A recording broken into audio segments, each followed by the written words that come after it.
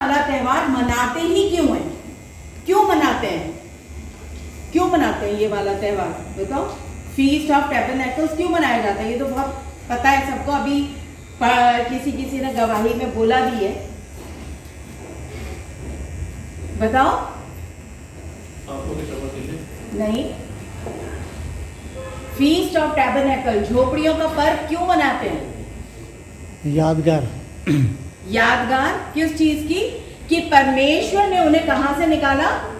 मिस्र की गुलामी से। मिस्र की गुलामी में से निकाला। और मिस्र की गुलामी क्या है?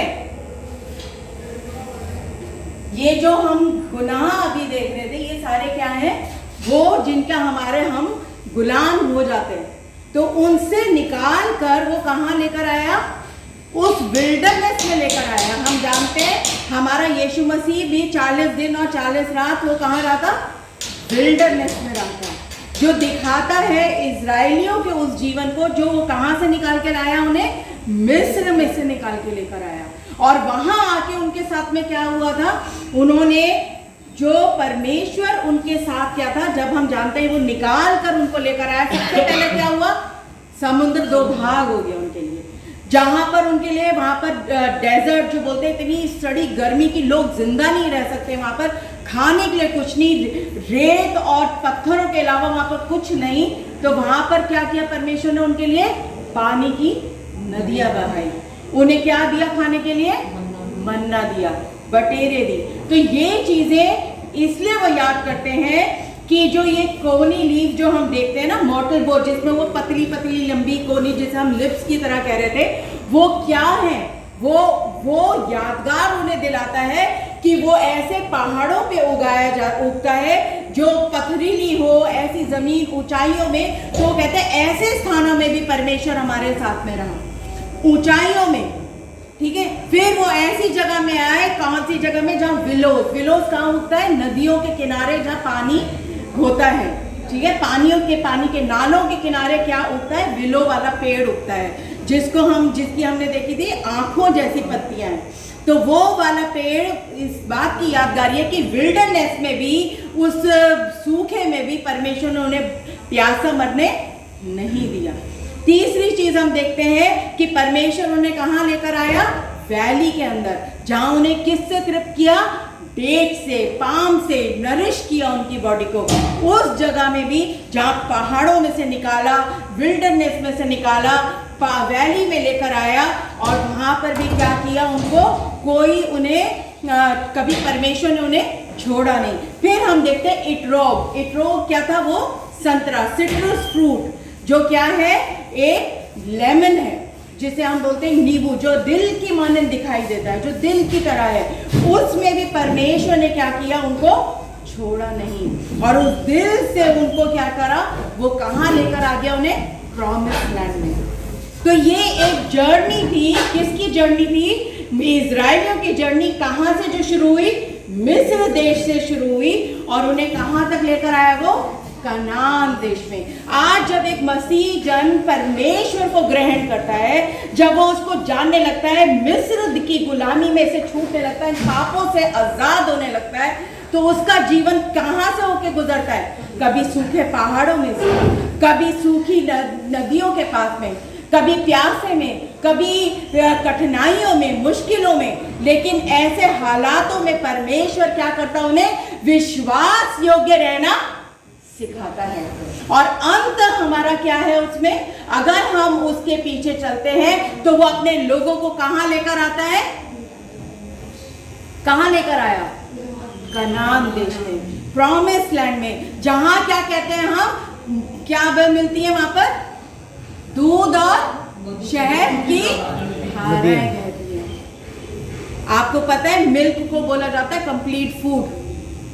बच्चा जो होता है 6 महीने तक सिर्फ दूध पीता है, उसको और कुछ जरूरत नहीं होती, लेकिन बच्चा पनपता है। क्यों? क्योंकि वो एक कंप्लीट फूड पी रहा है। और हनी क्या होता है? उसको तृप्त करता है, नरिश करता है, उसके विटामिन्स को नरिश करता है। अगर ये दो चीजें पर इंसान खा रहा है, तो उसे खाना आप नहीं भी देंगे तब भी वो सेहतमंद रह लेगा।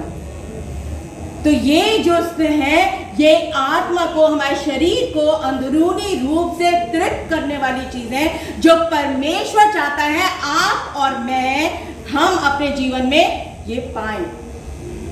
तो ये जो हम फीस्ट ऑफ टैबरनेकल देख रहे हैं, इसका एक बहुत गहरा जुड़ाव है हमारे जीवन से और परमेश्वर के वापस आने के लिए। आपको पता है अभी जब इजराइल पे अटैक हुआ तो वो कौन से दिन हुआ? 7 अक्टूबर। 7 अक्टूबर। आपको ये पता है सुक्कोत कौन से दिन खत्म हुआ उनका? नहीं पता है। 29 सितंबर की शाम से लेकर और 6 अक्टूबर की शाम तक क्या मनाया जाता है? सुक्कोत। अभी जब हम पढ़ रहे थे इसमें लेवी व्यवस्था की 23वें अध्याय से 33वें आयत में तो लिखा है कि 2 दिन जो होता है उनका क्या होता है, जिसमें वो कोई काम नहीं करते, कोई उन्हें श्रम नहीं करना, कुछ नहीं करना, सिर्फ वो क्या करते हैं, ये जो अपने रिचुअल्स हैं उनको फॉलो करते हैं, अपने काम जो है वो उनको पूरा करते हैं परमेश्वर की उपस्थिति में। फिर जो ये लास्ट एंड होता है 6 तारीख तक सब सुक्कोत खत्म। फिर 6 तारीख की शाम से 7 तारीख की शाम तक क्या मनाया जाता है? शामात। क्या मनाया जाता है? सिमचात बोलते हैं, तोरा, सिमचात तोरा। इसमें लोग डांस करते हैं, सेलिब्रेट करते हैं, खुशी मनाते हैं, आनंद करते हैं, सेलिब्रेशन होती है उनकी, और परमेश्वर को क्या करते हैं? थैंक्स गिविंग देते हैं, धन्यवाद देते हैं परमेश्वर को। आज हमारी जिंदगी किस पे बेस्ड है कि हम अपने परमेश्वर को क्या धन्यवाद दे रहे हैं। आज क्या परमेश्वर हमें जब हमने अगर हम अपने जीवनों को देखें, जब हमने मसीह को ग्रहण किया तो कैसी परिस्थितियों से आज हमें परमेश्वर निकाल कर आज हम कहाँ हैं, कैसी कैसी परिस्थितियों से हमें निकाला। जानते हैं हम क्या उसको महसूस कर सकते हैं? वाक्य में जब मैं पढ़ रही थी उसको कि इजरायली लोग जब निकले होंगे मिस्र से, और कभी कभी वो कुड़कुड़ाते थे, अरे मिस्र में तो हमें मांस मिलता था, हमें दाखमधु मिलता था, हमें ये मिलता था, लेकिन वो गुलामी में थे। गुलामी किसकी गुलामी थी? वो पाप की। और पाप के गुलाम होके वो क्या कर रहे थे? उसको वो खुश हो रहे थे। और जब वो कनान देश के रास्ते में भी थे तब भी वो क्या करते थे? उसको याद करते थे। आज हम मसीह होके भी अपने पाप को और उन चीजों में कई बार वापस आने और जाने लगते हैं, और परमेश्वर का आत्मा क्या करता है? हमें उनसे छुड़ाता है, और कोई आपको आजाद नहीं कर सकता, क्योंकि बाइबल कहती है कि पवित्र आत्मा केवल आपके पापों से आपको निरुत्तर करेगा, और कोई नहीं कर सकता। कोई नहीं कह सकता कि मैं पापी हूं, या वो कहेगा कोई पापी आपकी सुनेगा कोई कि मैं पापी हूं? कोई नहीं कहेगा। लेकिन जब आत्मा आपके अंदर आएगा, आपके अंदर आत्मा कहेगा कि तू पापी है, तो आप अपने घुटनों के बल बैठ जाएंगे, सर नीचे झुक जाएगा, आंसुओं की धारा बहने लगेगी, क्योंकि परमेश्वर का आत्मा आपसे कहेगा कि तू पापी है। और क्यों आपको पाप का एहसास होगा? क्योंकि वो अति पवित्र है।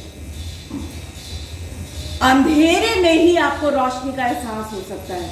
अगर रोशनी में आप रोशनी जलाएंगे तो रोशनी आपको अंतर नहीं बता पाएगी, लेकिन जब हम अंधकार में होते हैं, जब हम दुख और तकलीफ में होते हैं, जब परमेश्वर का हाथ हमें आके थामता है, तो हमारे जीवन में काम होता है। होता है या नहीं होता है? होता है, होता है। क्यों? क्योंकि हमारा परमेश्वर जिंदा परमेश्वर है। जब इजरायली लोग यूं और ऐसे ये छिड़कते हैं नीचे ऊपर, तो वो क्या कहते हैं कि परमेश्वर तू सारी जगह का दाता है, तू सब जगह है, और तू मेरी हर परिस्थिति में मेरे साथ है। आज हमारा मसीह हमारे हर परिस्थिति में है। अगर आज हम जानते हैं कि परिस्थितियां चारों तरफ बदल रही हैं, आने वाले समय बुरे हैं, हमारे को परमेश्वर की उपस्थिति से शायद खींच के निकालना चाहता है शैतान, लेकिन आपकी ये दौड़ है। जब पौलुस कहता है कि दौड़ में तो बहुत लोग दौड़ रहे हैं, लेकिन इनाम एक ही पाएगा। तो आप कौन सी दौड़ पे दौड़ रहे हैं? आप क्या आपकी दौड़ है कि मैं यीशु मसीह इनाम पाऊंगा? क्या मैं उस दौड़ में हूं, या मैं दौड़ में पिछड़ा हुआ हूं, या मैं आज कहां हूं उस दौड़ में? क्या मेरी संगति, क्या मैं वो एहसास करता? अभी भाई पटेल ने कहा कि मैंने उनसे कहा कि मुझे हमेशा ये लगता है कि परमेश्वर मेरे साथ है। भाई तो नहीं कह रहे थे ये बात कि मैं मेरे साथ में परमेश्वर रहता है। आप कैसे कह सकते हैं कि परमेश्वर आपके साथ रहता है?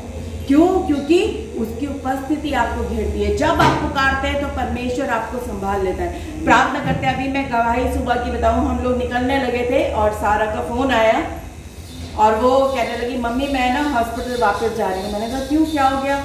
कहती मेरा जो पेशेंट था मम्मी उसको कार्डियक अरेस्ट हो गया, मतलब उसको दिल का दौरा पड़ गया बहुत कस के और मुझे वापस बुला रहे हैं। तो मैंने कहा ऐसा क्या हो गया? कहती मम्मी उसकी रिपोर्ट आई थी और उसमें उसका पोटेशियम लेवल एकदम बढ़ गया था और वो मैंने देखा भी था। तो रिपोर्ट्स मैंने जब आगे फॉरवर्ड करी तो उन्होंने शायद ध्यान नहीं दिया या क्या है, तो मुझे वापस बुला रहे हैं। तो हमने कहा कोई बात नहीं, हम दुआ करेंगे। और परमेश्वर का काम ऐसा है, वो भी घबरा गई एकदम से कि क्या हो गया, क्योंकि पेशेंट की ज़िंदगी का सवाल है।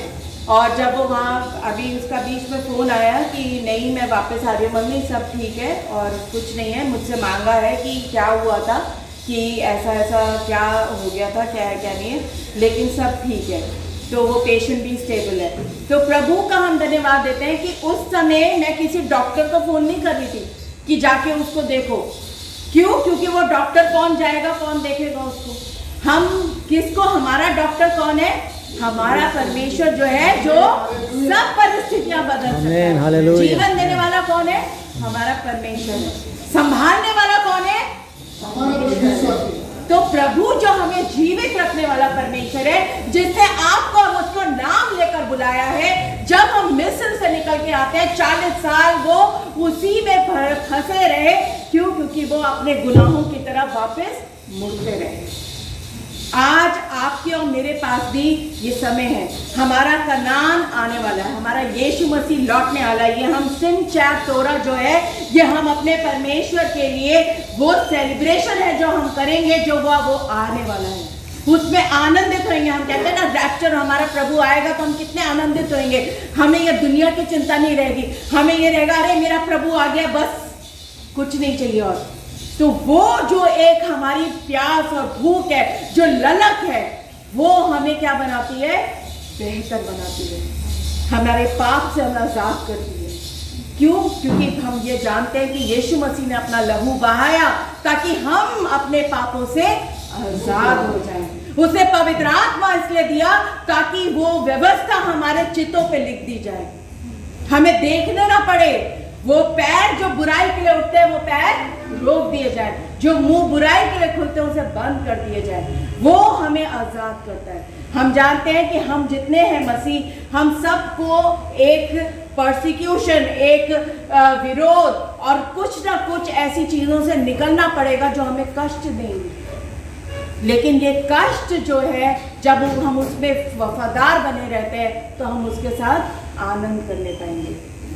मैं चाहूंगी जब हम लोग अपने घरों में जाएं तो हम पढ़ें जकरिया उसका 14वां अध्याय और हम उसके 14 में से 16 ये घर में पढ़ेंगे। ये वो प्रोफेसी है, ये भविष्यवाणी है। अभी आप अगर आज से 10 साल पहले जाएं, क्या आप प्रचार में क्या ये जो 7 फीस थी इनके बारे में जानते थे? क्या ये जो पर्व मनाया जाता है, हम सुनते थे पर्व है, लेकिन ना हम उसका मतलब, मैं नहीं समझती थी, मैं साफ बताऊं कि मैं नहीं समझती थी आज से 10 साल पहले कि ये पर्व की क्या इंपॉर्टेंस है, कि ये इजराइल लोग मनाते हैं और ये तब से मना रहे हैं, है ना। चाहे ये छितरे हुए थे दुनिया में, लेकिन ये तब भी मनाते थे। लेकिन आज खुदा ने इन्हें छोटा सा एक देश दे दिया और ये उस देश में क्या मनाते हैं? अपने पर्वों को मनाते हैं। सारे पर्व जैसे तोहरा में लिखे हुए हैं उन सबको पूरा करते हैं वो। तो हम जो है, हमने क्या पाया? आज हमारा ध्यान है ही नहीं, था ही नहीं उधर, हम जानते ही नहीं थे कि वो पर्वों की, लेकिन आज हमारा ध्यान जाने लगा है। ये पर्वों की इंपॉर्टेंस हम समझने लगे, हम पढ़ने लगे, जानने लगे कि ये पर्व कितने इंपॉर्टेंट है और ये सब यीशु मसीह से जुड़े हैं। जब हम इनको जानने लगते हैं तो ये हमें बताता है कि इजराइल की ओर देखो। बाइबल बताती है इजराइल की प्रार्थना करो, इजराइलियों को देखो। और जकरिया में 14 अध्याय में लिखा है कि दुनिया के लोग, जाति जाति के लोग कहाँ आएंगे? यरूशलेम आएंगे, इजराइल में आएंगे और क्या मनाएंगे? वो झोपड़ियों का पर्व मनाएंगे। क्यों? और लिखा है कि जो बनाएगा वो आशीषित किया जाएगा, जो नहीं आएगा, जो जाति उसमें भाग नहीं लिखेगी ना, लिखा है वहां वर्षा नहीं होगी। तो कितनी बड़ी बात है कि वो ब्लेसिंग, वो परमेश्वर का, परमेश्वर आपके इस पूरे टैबरनेकल का जो असली मतलब है वो क्या है? Thanks giving. जो एक शब्द है धन्यवाद, कि परमेश्वर तू मुझे इस परिस्थिति से निकाल लाया। क्यों वो 40 साल भटके, आपको पता है इजरायली? क्योंकि वो कुड़कुड़ाते रहे, धन्यवाद नहीं किया उन्होंने। आज हम वैसे ना बने। आपको जिस भी परिस्थिति से परमेश्वर निकाल कर आया है, आप धन्यवाद दें। आपके पास 2 रोटी खाने के लिए आप धन्यवाद दें। आपके पास 2 रोटी भी नहीं है, आप धन्यवाद दें। आज आपके पास 1 जोड़ी कपड़ा, आप धन्यवाद दें परमेश्वर का। तो ये धन्यवाद जो है, आपको जिस भी परिस्थिति में आज खुदा ने रखा है, आप उसको धन्यवाद दें। आज के लिए, बीते सालों के लिए, हर कमी, हर घटी में से निकालने के लिए आप उसका धन्यवाद दें, ताकि आप और मैं वो 40 साल घूमते ना रह जाएं। परमेश्वर के आने के समय भी हम घूमते ना रह जाएं। हम पहले पुनरुत्थान के भागी होने पाए, ये हमारा लक्ष्य होना चाहिए। वो दौड़ में दौड़े कि हम इनाम पाए, हम पीछे ना रह जाएं। तो अपने हमारी हर बात में, हर समय धन्यवाद करो। हम गीत गाते हैं, हर बात में धन्यवाद करो, हर बात में धन्यवाद करो। ये बहुत जरूरी है। जब हम धन्यवाद करते हैं तो हमारे सारी परिस्थितियां क्या होती हैं? बदल जाती हैं। आप धन्यवाद दोगे तो आपको इतनी सी चीज में परमेश्वर इतना बढ़ाएगा। आज आप 1 कदम उठाओगे, वो आपके साथ में 10 कदम चलेगा। ये परमेश्वर के वायदे हैं, और वो हाँ और आमीन के साथ हमारे जीवन में पूरे होते हैं। वो असंभव को संभव करने वाला परमेश्वर है, आपका जीवित परमेश्वर है, जो आज आपसे कहता है कि मेरा धन्यवाद करो। क्योंकि यही वो फेस्टिवल है जो हम हर मसीह हर रोज मनाए, हर रोज हर घड़ी दे। जब उठे तो धन्यवाद दे, जब बैठे तो धन्यवाद दे, जब चले तो धन्यवाद दे। क्योंकि बहुत ऐसे हैं जो बिस्तरों में पड़े हैं, लेकिन परमेश्वर हमको उठा के खड़ा करता है, अपने कामों को कराता है, हमारे मुंह से अपनी स्तुति से कराता है। तो परमेश्वर का बहुत धन्यवाद हो कि हम सब को परमेश्वर ने इस योग्य किया है कि हम जान सकते हैं कि हमारा परमेश्वर जिंदा परमेश्वर है। वो अति हमसे प्रेम करने वाला परमेश्वर है, जो कभी हमें छोड़ता नहीं, कभी त्यागता नहीं। जो उस पे विश्वास करता है वो किसी रीति से लज्जित नहीं होगा। ये मैं नहीं कहती, कौन कहता है? प्रभु यीशु कहता है। तो हम विश्वास करें उस पे, और अपनी परिस्थितियों को अगर बदलना चाहते हैं तो धन्यवाद करना शुरू कर दें। अगर आप परिस्थितियों को बदलना चाहते हैं तो क्या करें? धन्यवाद करें। अगर आज आपके सामने कहीं परेशानी है, कोई दिक्कत खड़ी है, धन्यवाद करना शुरू करें उस परेशानी के लिए कि परमेश्वर आपकी उन परिस्थितियों का बदल देगा। अपने पापों की क्षमा मांग ले परमेश्वर से। परमेश्वर, अगर मेरे से गलती हुई, कहीं मैं ही अनजान रहा या अनजान रही, तो प्रभु तू मुझे क्षमा कर। और फिर परमेश्वर के आगे सरेंडर कर दें। हमारा काम यही है केवल कि हम अपने परमेश्वर के आगे क्या बन जाए? क्या बन जाए? भेड़ जो उसके पीछे पीछे चलती चली जाती है। यही आपका और मेरा काम है। और कुछ परमेश्वर ने आपसे कोई बड़ा काम नहीं कहा। उसने कहा मैंने तुम्हें अपना आत्मा भी दे दिया ताकि तुम कमजोर ना पड़ो, तुम्हें हियात मिल जाए, सामर्थ मिल जाए, तुम शक्तिवान हो जाओ। लेकिन अपनी परिस्थितियों में तुम मेरे साथ साथ हर जगह, चाहे भेड़ कहीं से भी जाए, लेकिन अगर वो चरवाहे के पीछे जाती जाएगी तो वो कभी कटीली झाड़ियों में नहीं फंसेगी। परमेश्वर उसे हमेशा अच्छे अच्छे रास्तों से ले जाएगा। तो आप और मैं वो भेड़ें बने, हम उसके शब्द को सुने, हम उसे पहचाने। मैं अभी एक जगह एक वीडियो देख रही थी, आपको पता है जब चरवाहा अपनी भेड़ों को जमा करता है अपने उसमें, तो हर भेड़ का वो एक नाम रखता है। आपने सुना नहीं होगा ये बात, लेकिन ये मैं आपको सही बता रही हूँ। वो हर भेड़ का नाम रखता है और वो उसको उस नाम से बुलाता है। और जब उनकी भेड़ें खो जाती हैं तो वो नाम से पुकारता है उस भेड़ को। ये मैं आपको बता रही हूँ, जिनके पास में 100-200 भेड़ें भी होती हैं, वो तब भी उनके नाम रखते हैं।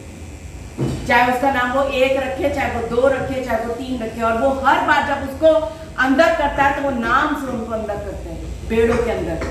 और उनके जो बेड़े होते हैं वो सिर्फ एक तरफ से खुले होते हैं, बाकी तरफ से बंद होते हैं, और चरवाहा जो है वो उसके गेट पे बैठा होता है।